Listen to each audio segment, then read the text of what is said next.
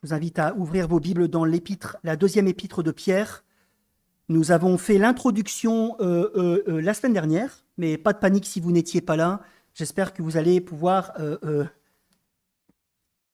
rattraper rapidement l'idée générale de Pierre. Et aujourd'hui, nous lirons versets 12 à 21. 2 Pierre. En introduction, et je rappelle surtout pour ceux qui étaient absents, qui n'étaient pas là, l'apôtre Pierre, dans une lettre testament, a à cœur d'écrire une dernière fois à des chrétiens, majoritairement vraisemblablement d'origine païenne, vivant en Asie mineure, ce qui correspond en gros à l'actuelle Turquie.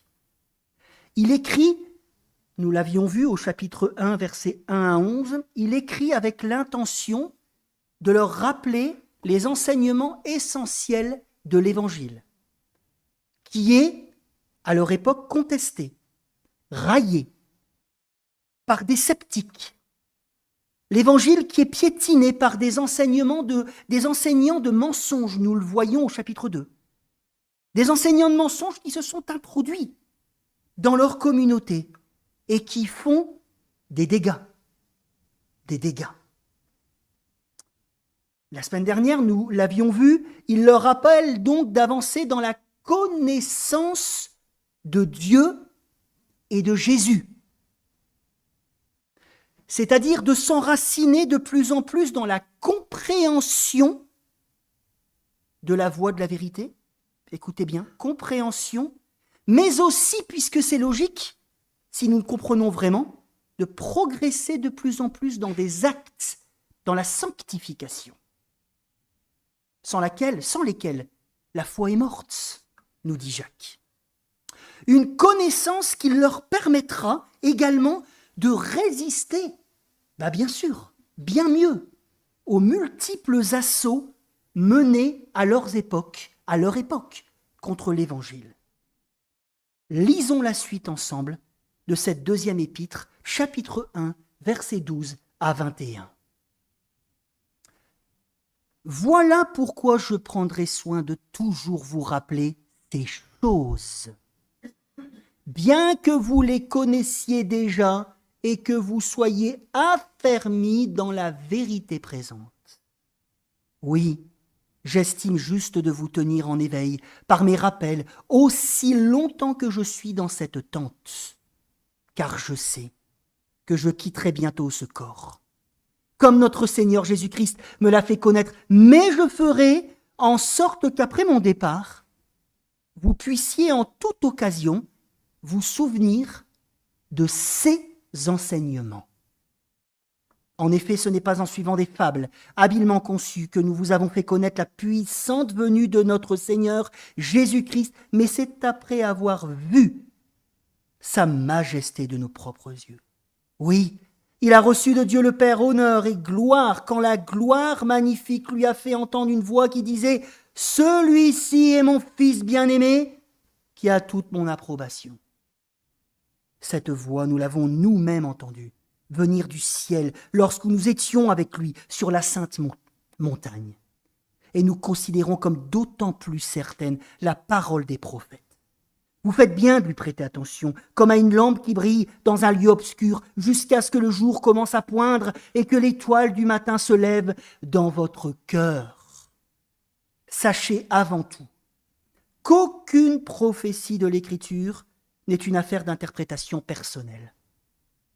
Car ce n'est jamais par une volonté d'homme qu'une prophétie a été apportée, mais c'est poussé par le Saint-Esprit que des hommes ont parlé de la part de Dieu. Amen. Premier point de ma prédication, un objectif bien clair avant l'éternité. Un objectif bien clair avant l'entrée dans l'éternité. Il y a sur cette terre, alors peut-être que je pourrais parler aux médecins ici après, mais en tout cas, de ce que j'ai constaté avec mon peu de science, n'est-ce pas, il y a sur cette terre 2 types de façons de mourir. Ah, je ne suis pas gai ce matin, mais si, vous allez voir. La mort soudaine, la crise cardiaque brutale, par exemple, qu'on appelle la mort subite. La personne s'écroule, et s'il n'y a personne pour faire un massage cardiaque, c'est terminé. Puis il y a celui qui sait que sa fin est proche, qui connaît plus ou moins l'échéance. J'ai accompagné en tant que pasteur beaucoup de personnes qui savaient qu'elles allaient mourir bientôt. Et je pense à une personne qui est très proche de moi tout de suite maintenant. Et j'ai pu constater que c'est l'occasion pour beaucoup de verbaliser des choses qu'elles ont à cœur, qu'elles ont sur le cœur. Des choses qu'elles pensent importantes. C'est comme quelque chose de pressant chez beaucoup de personnes qu'elles ont envie de dire avant de partir. L'apôtre Pierre, dans ce passage, fait partie de ces gens-là. Verset 14, regardez dans vos Bibles, Jésus dit-il, oui, regardez dans vos Bibles, ouvrez vos Bibles, sinon ça risque d'être compliqué pour vous les amis. L'apôtre Pierre, dans ce passage, fait partie de ces gens-là. Jésus, dit-il, lui a fait connaître qu'il quittera bientôt, ou d'une manière imminente, ça dépend de la traduction que vous avez, ou soudainement, cette terre. Qu'en pensez-vous? A-t-il reçu une nouvelle révélation du Seigneur? Encore plus précise? Ou se réfère-t-il à la prophétie du Christ? Vous savez, rapportée en Jean 21, un jour, on prendra Jean 21 pour éviter que je dise n'importe quoi. Jean 21, verset 20.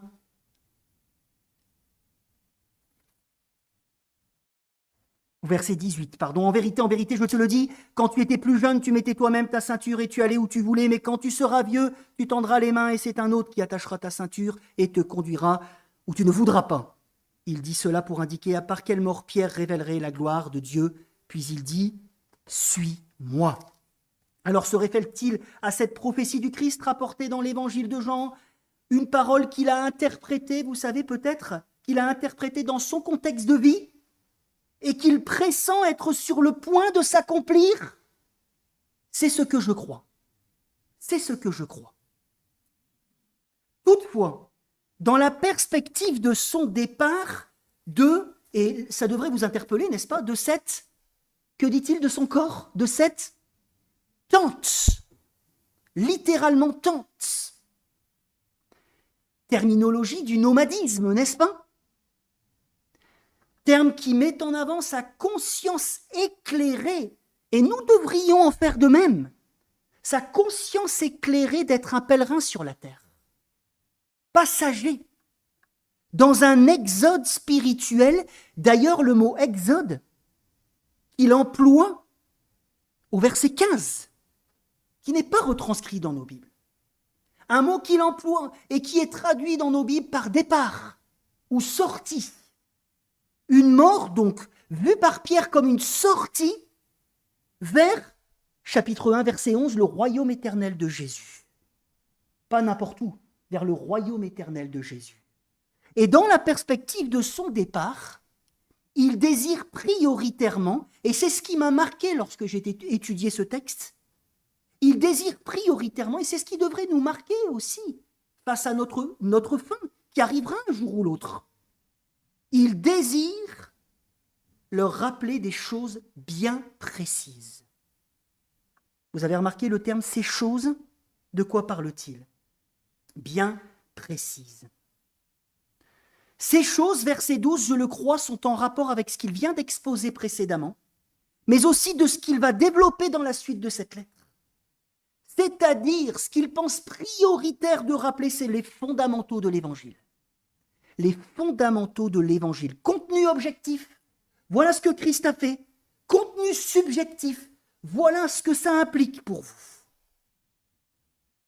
Le contenu de l'Évangile en condensé dans cette lettre et en cohérence. C'est ça qui est formidable. En cohérence avec les enjeux liés aux problèmes que rencontre cette communauté. des rappels essentiels de la foi qu'il destine, regardez, à partir du verset 12, qu'il destine à qui? Avez-vous remarqué? Eh bien, à des chrétiens qui ne sont pas, excusez-moi l'expression, des poussins de 3 semaines. À des chrétiens qui ne sont pas des poussins de 3 semaines. Ils connaissent, dit-il, verset 12. Ils sont affermis dans la vérité présente, c'est-à-dire celle qu'il vient d'exposer, et que cela nous reste pour cette année. Mes frères et sœurs, le rappel régulier de l'Évangile dans nos vies, dans nos familles, dans nos églises est essentiel pour tout chrétien, quelles que soient nos années d'expérience ou notre savoir, entre guillemets, tant nous sommes prompts à l'oubli. Tant nous sommes prompts à l'oubli, et peut-être particulièrement, ça c'est moi qui le dis, et peut-être particulièrement lorsque nous pensons connaître.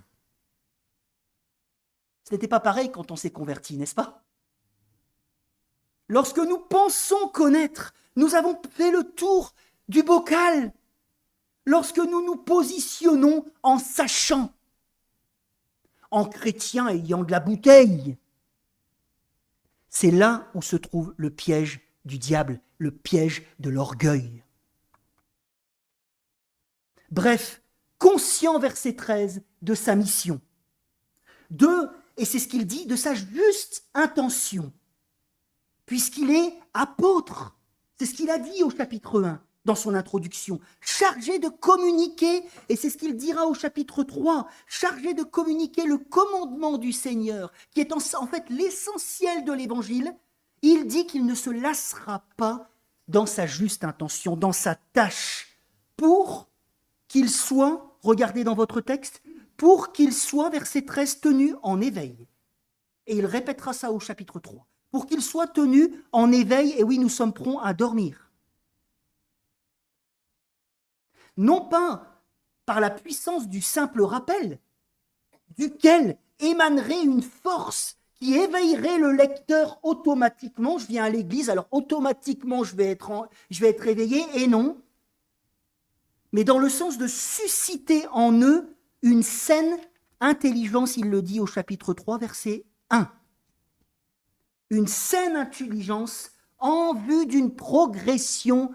Le chrétien est appelé à progresser constamment. C'est la pensée de Pierre, c'est la pensée de l'Évangile, en vue d'une progression concrète, année après année, dans la voie de la vérité. Selon ce qu'il vient d'exposer, et notamment, rappelez-vous, les 7 principes de comportement du chrétien pour ceux qui étaient ici la semaine dernière. Une intention juste, regardez versets 12, 14 et 15, une intention juste donc qu'il veut poursuivre, écoutez bien, constamment dans sa vie, verset 12, jusqu'à sa mort, verset 14, et dont il s'assure, verset 15, qu'elle perdurera. Je répète, une intention de rappeler l'Évangile toute sa vie, verset 12, jusqu'à sa mort, verset 14, et dont il s'assure qu'après sa mort, elle perdurera, verset 15.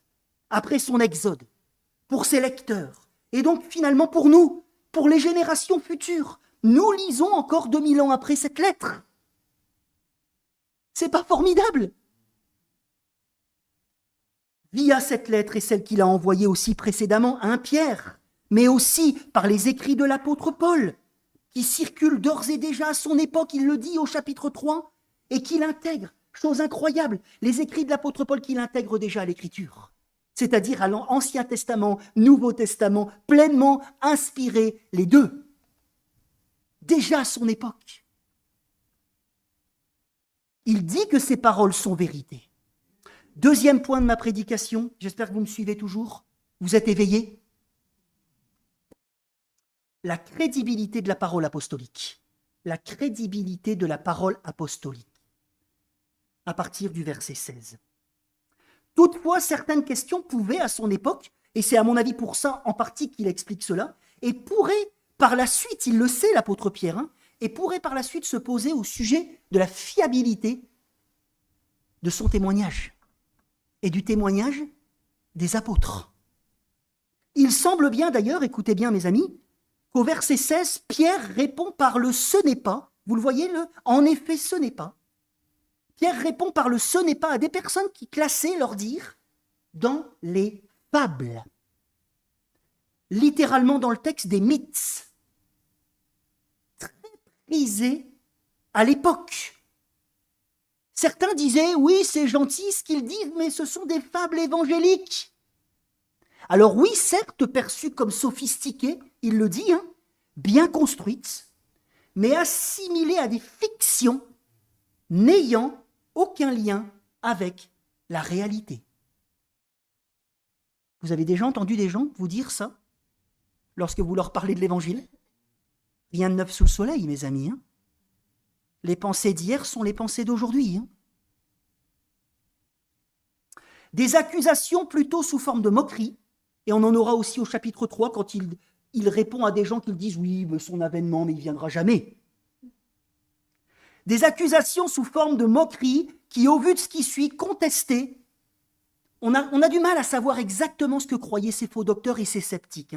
Mais au vu de ce qui suit, on pense qu'ils contestaient la divinité de Jésus, avec tout ce qui suit, résurrection, exaltation, il est roi, ne croyant pas du tout à cela, inspirés peut-être de la philosophie épicurienne, ne croyant pas du tout à la providence divine, raillant la parousie, le retour de Jésus en gloire, le jugement, donc il faisait n'importe quoi, puisqu'il n'y avait pas de jugement, qui était considéré, ce jugement et le retour de Jésus, comme une vaine attente. Il développera ça au chapitre 3. Face à cela, regardez dans votre texte, je vous avais envoyé un petit texto avant, face à cela, Pierre appuie le témoignage des apôtres avec 3 choses.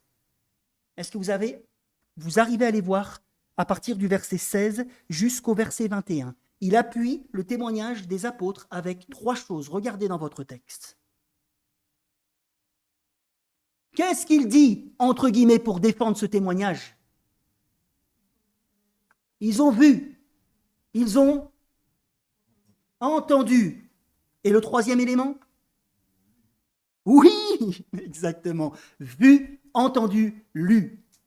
Bien, Greg.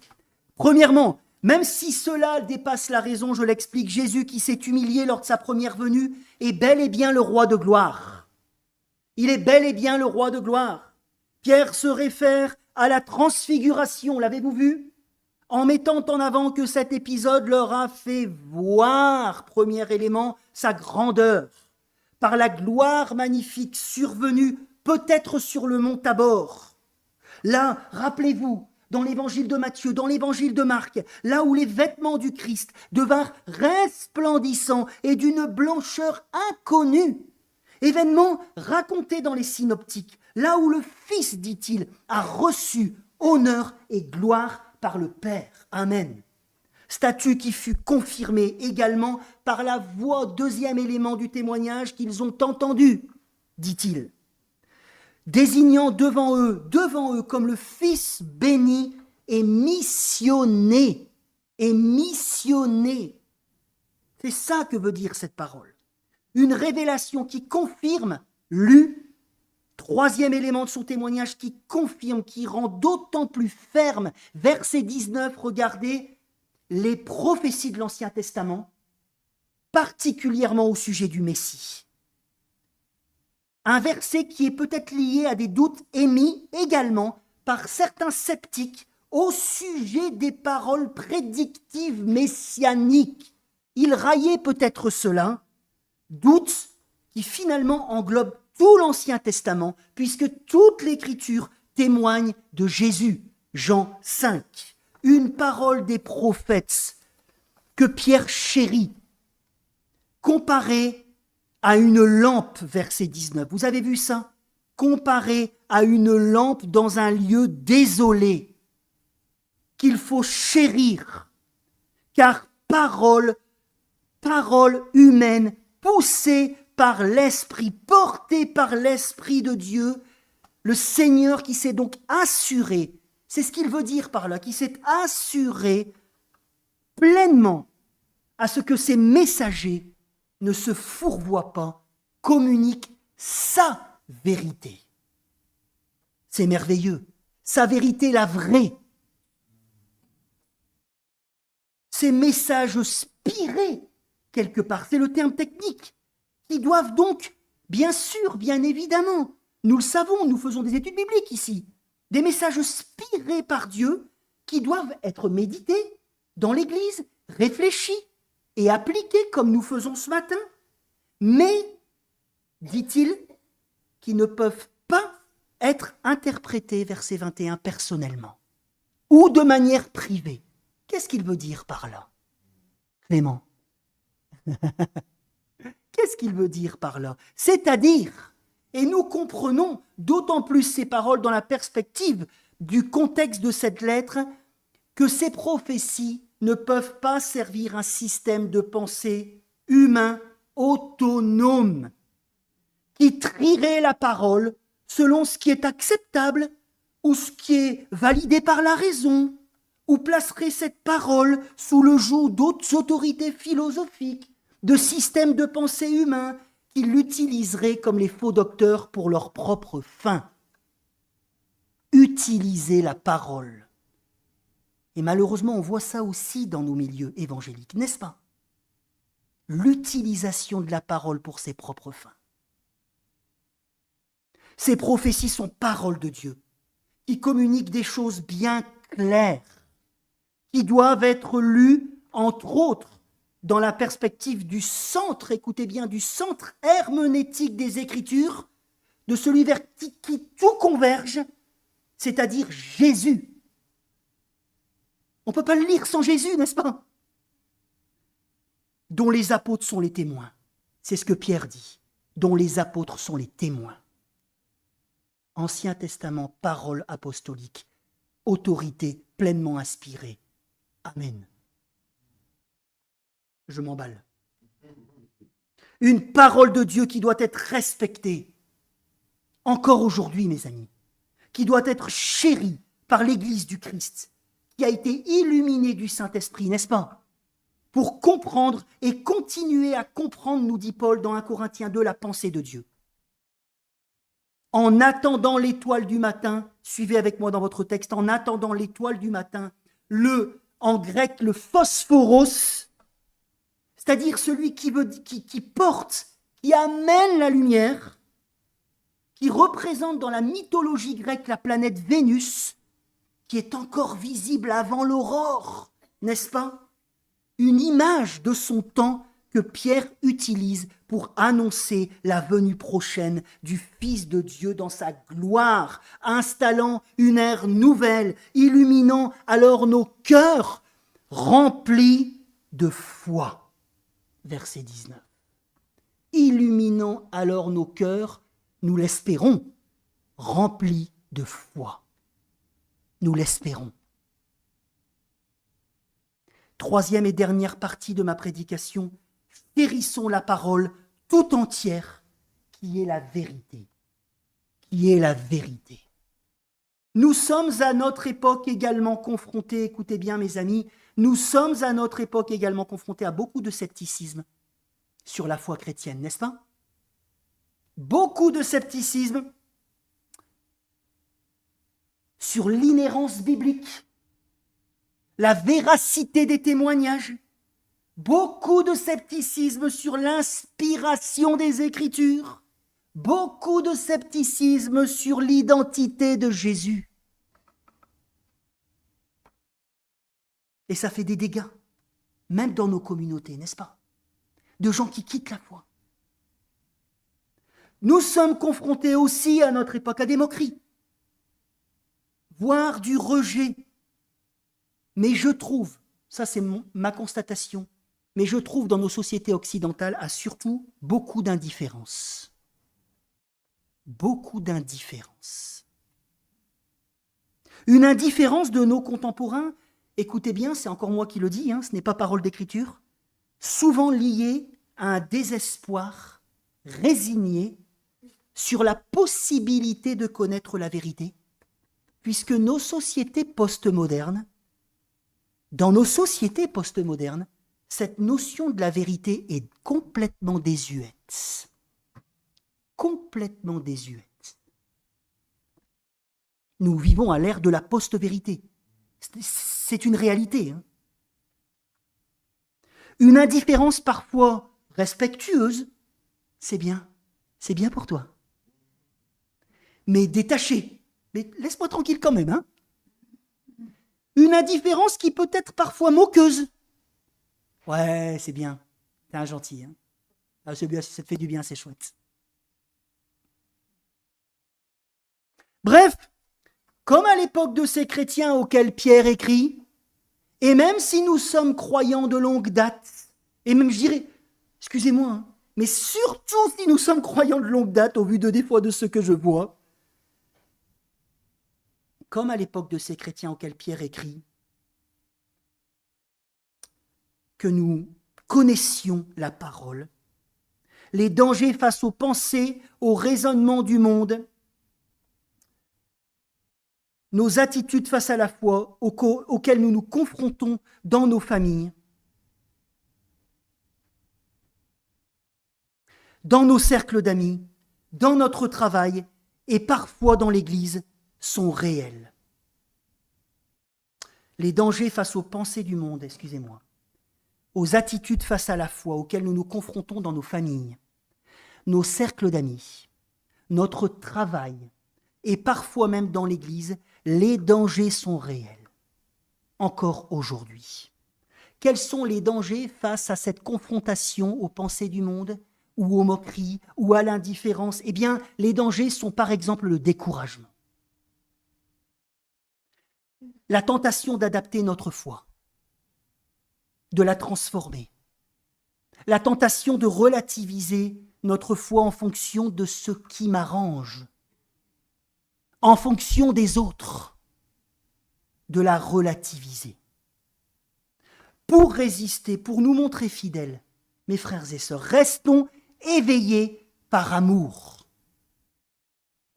Et dans l'attente de notre Seigneur et Sauveur, cultivons dans nos assemblées, dans nos vies, dans nos familles, une saine intelligence. Une saine intelligence.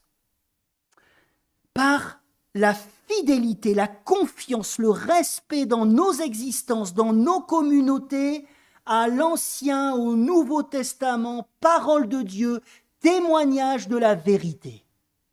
Témoignage de la vérité. Toute l'Écriture est inspirée de Dieu et utile en toutes choses. Toute l'Écriture est inspirée de Dieu. Vous pouvez dire amen à ça? Vous y croyez? Est-ce que vous y croyez pour vos vies? Témoignage de la vérité, témoignage du plan du Père pour le cosmos, qui, dans la perspective d'un rétablissement total, a envoyé son Fils, qui a quitté la gloire de celui qui est la source de la divinité, pour venir dans notre misère, afin de nous sauver par sa mort, avant d'être glorifié, exalté, recevoir tout pouvoir pour conduire l'histoire de la rédemption avec toutes les ressources du gouvernement divin jusqu'à l'installation de son règne où la justice habitera. Amen. Ça change la vie. Restons fidèles à sa parole. Chérissons-la, méditons-la. Parole, lampe à nos pieds, unique canal de la connaissance de Dieu et de Jésus-Christ. Cette parole qui nous rend vivants. Cette parole qui renouvelle notre intelligence, nous qui sommes enfants de Dieu. Cette parole qui transforme nos vies et qui transforme les vies de ceux qui s'humilient face à elle. Amen. Je vous invite à vous lever pour la bénédiction. C'est la fin du culte.